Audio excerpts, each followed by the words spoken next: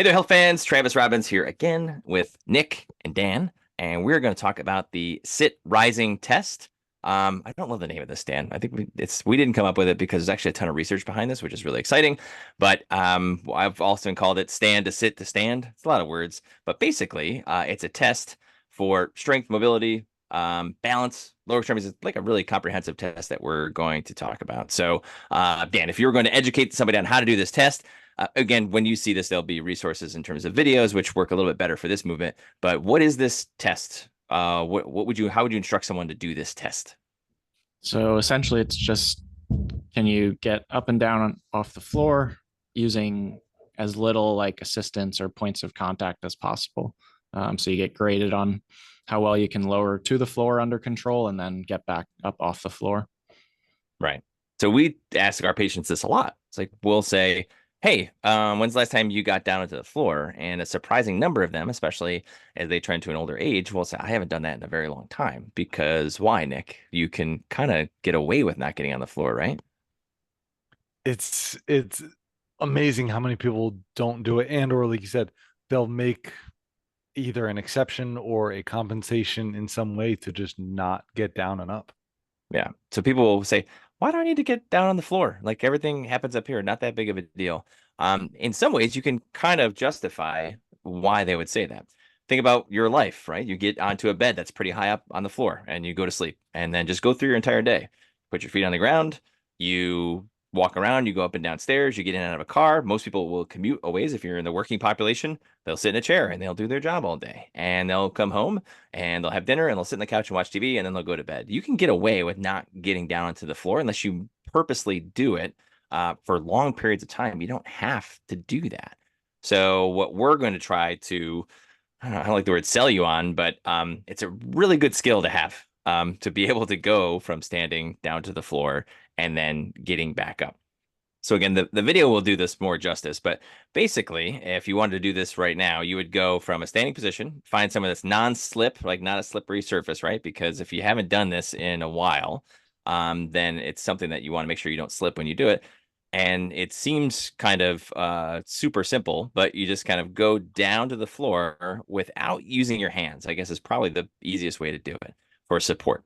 So Dan and Nick can very easily go from standing down to sitting and back up without having to put their hands on either the floor or an elbow or even like their shin and their knee. It's really anything that you would have to use for support in order to go from standing down to sitting and then back up. So there's 2 points of the test. You get 5 points for going down successfully in a controlled manner, and you get 5 points for coming back up.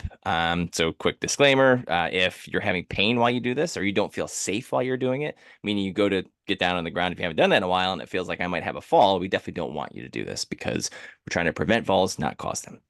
Common errors in the execution of this movement would be kind of using support. So if you have to put your hand down to kind of catch yourself from falling on the ground, or same thing on the way back up, putting your hand down or an elbow, or sometimes people have to use something like a chair or something stable to kind of pull themselves up when they do this.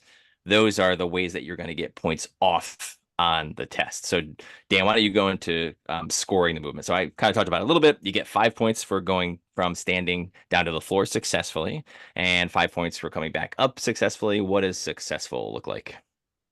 So just your ability to perform it under control too. You can lose points for kind of wobbling or losing balance either way, or kind of plopping onto the floor. It should be controlled. And then as far as scoring goes, it's basically 1 point for every extra point of contact you have to use. So if you use your elbow or your hand or your knee, those all would add a point on the way down, and same thing on the way back up if you have to use them.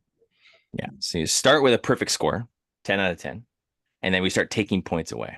So if I go down to the ground and I go to lower myself, and let's say I had to put two hands down on the ground, and then I had to put a knee down on the ground, which is one of the most common compensations that we see, and then you get down to the ground, what would that score be? That would be 2 points on the way Right. down. Right. So it'd be five. You start out with five, and then you use 3 points of contact to get safely down to the floor. What if you only used 1 point of contact, but you kind of lost control and balance and it didn't look very good? That's kind of when we're grading this, when we have a patient in front of us, it's kind of like, yeah, it's hard to describe exactly what poor control looks like, but you know it when you see it. So if I used one hand and my control wasn't great and I got down to the floor, what would my score be? So you'd have 3.5. You lose half a point for balance. Yeah. So if it doesn't look good, we're going to take a half a point off basically. And then same thing on the way up. So you get a total score out of 10. Hopefully that is a 10 out of 10, but very commonly, even with some of what most people would consider our younger population, 20, 30, 40-year-olds, it's harder to get a perfect score on this than you think. Nick, why is getting a perfect score on this, or at least improving from where you currently are at, why is that important? Well, one thing I wanted to quick add, Travis, as far as the description goes, because yeah, like you said, watch the video, but this can be done perfectly. I'm gonna say in two ways: is to either just like squat all the way down until your butt is just out of the floor, and then sit softly, or actually cross your feet over each other, and then just sit down into a cross-legged position and stand back up from that. Just because we hadn't touched on it as far as the full execution, what the best point actually looks like. Sorry, so I just wanted to make sure to address that too. Yep. And then it's important, like why is besides the data and the research, don't get into that yet, just kind of the basics of I'm trying to tell a patient or anybody's listening to this, this is kind of an important skill to have. Why is that important? With looking at where we kind of talked about before, falls. If you ever end up on the floor, you need to be able to get back up, hopefully safely, and or if you're going down, to be able to control it down safely. The other thing, you just need quite a bit of strength and range of motion to be able to do this, going through a lot of different joints. And if you can use those all and use them well, it can have a lot of carryover to other things in life. Okay. And we talked about this a little bit, but Dan, why do you typically lose this as you age? If you had, a 5-year-old kid and you ask them to do the test, they do it effortlessly without any issues at all. But you fast forward a couple of decades and for some reason this becomes a struggle. Why is that? This is out of all the tests we do, probably just the main one that's like use it or lose it. People just stop getting onto the floor because they're always sitting in chairs or couches. Really don't have a reason to get on the floor. But you'll kind of notice it then once you like start having grandkids and want to get on the floor to play with them. Or some people, if they still like get down on their knees to clean like the kitchen floor or something like that. Unless you do those things regularly, you're probably just not doing it and you lose that strength and mobility. Yeah. And the negative consequences of not doing this are pretty straightforward. Like if you, at some point, even though most people say, well, I can pretty much avoid that, then, people can pretty much avoid stairs as they get older, just the way that our society is set up if they want to.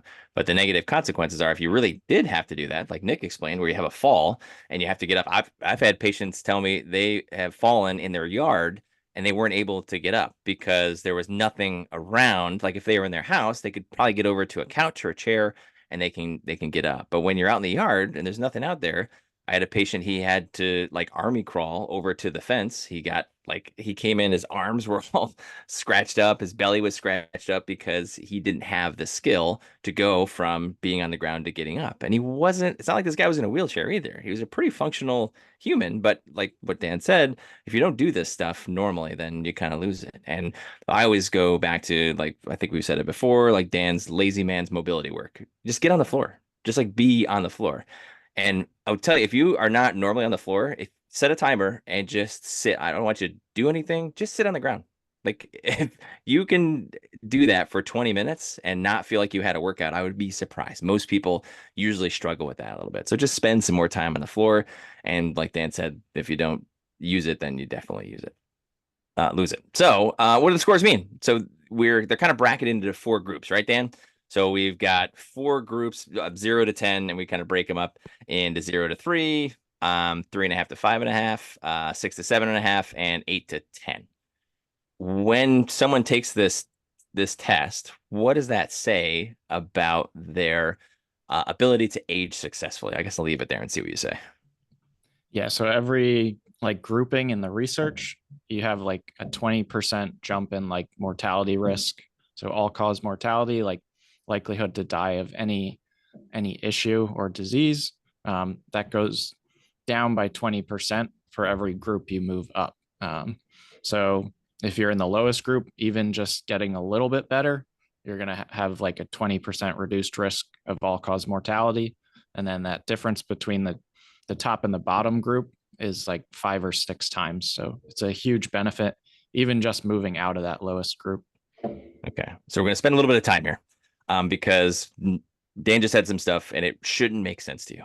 It's not like we said, oh, if your blood pressure is from here to here, or if your exposure to hazardous chemicals is at these levels. What we're talking about is your ability to go from standing down to the ground and back up, and your score on that will increase. If you're bad at it, increased chances of all-cause mortality. And this is very well researched. The research, if you're listening to this or have it somewhere, we'll post the research here. This is not just like a small case study. They did huge research on this. So we can kind of predict your mortality based on your performance on this test. Nick, when you explain that to somebody and they say, wait a second, you must not have said that correctly. Could you just go over that again? Like, what is really happening there? So this is, we go back to like the grip strength stuff. Well, people that have really strong grip strength tend to die less easily. I was like, that, well, okay, we're just going to give everybody like grip strength exercises. That's not what's really happening. What's really happening here when someone is very good at doing this test versus not very good at doing it? Now we know that they have balance, strength, flexibility throughout an entire range of motion and through just a controlled movement, or the ability to control a movement, right? So that has just endless carryover into activities. Now, certain things we were talking about before, stairs. Well, if you can do this, there's a good chance you're going to be able to go up and down a flight of stairs, right? And then talking just cleaning the house. Well, if you can get down and like into the corner, into the bathtub, clean like all these things that are lower, well, you're probably doing okay. So it's, again, it shows more what else you're able to do overall and demonstrate all of those other skills that we talk about: strength, flexibility, balance, coordination, and then just it has carryover again into all aspects of life. Yeah, it's really more of what you are doing. Like it's what you are doing on a daily basis. If someone can do that and they're in their 90s and they get a score of 9, there's clearly things that they're doing during the day that are either programmed or not programmed. You know, when we say program, it's like specific mobility exercises, strengthening exercises. That's really important, but it's probably more of a reflection of what their day to day is. If your day to day is you're retired and you get up and you read the newspaper and you drink coffee and you don't really do any physical activity, then you're going to have a really hard time doing this test. You'll probably score poorly. If you score really well on it, there's things that you're doing consistently during the day in terms of expressing full range of motion in lower extremity and certainly spine that get you that test. So improving this movement. Dan, so Dan has a ton of programming to help you out with this, but Dan, in general, if someone does this test, they don't do very well, what are some of the basic things that you would tell them to do to try to improve this test score? So it'll probably start with just having the mobility to do it. So working on hip mobility, like hip flexion and external rotation, kind of stretches to improve that, because you're going to need that to like let your knees and hips bend that far to get down onto the ground. And then outside of that, you're going to build up hip strength and leg strength mainly, maybe a little bit of core strength for the balance aspect. But yeah, really just about having strong legs and mobile hips and knees. Yeah. And so doing that looks like, you know, so we don't want to kind of program to the test, but sometimes it does look like that. If you can just get down on the ground and spend more time on the ground, that's good. If you work on the test more, then that's going to be good as well, as long as it's in a safe environment. So if you can't safely do it, if you're losing your balance and we're worried about falls, that's not what we want to do. But, you know, if you're scoring in the middle ranges or a little bit higher, just doing this movement a couple times throughout the day would be very helpful in getting down onto the floor. And then we get into more specifics in terms of specific muscle strength and mobility work. But yeah, if you can't do this test very well, your lower extremities and spine are not mobile and they're not strong. It's pretty straightforward. So positive effects of mastering this as you age is just you're more independent. Like if you have someone who's 90 that can score high on this, then like we talked about, it's more reflective of the things they're able to do around their daily living activities. That is reflective of someone who is active and mobile. So this is a really good test to do when you're in your 20s, 30s, and 40s, or even older, as long as we're in a safe environment. Anything else to add to that? Nope. Yeah, this is, I mean, for the test that we're looking at, this is one of the most researched tests that we do. So it's really exciting to see the data behind it. And of course, we're trying to gather our own data to prove that the other tests that we're doing are super effective as well. So that's it for now. Stay tuned for the next movement. And here's the better health through better understanding.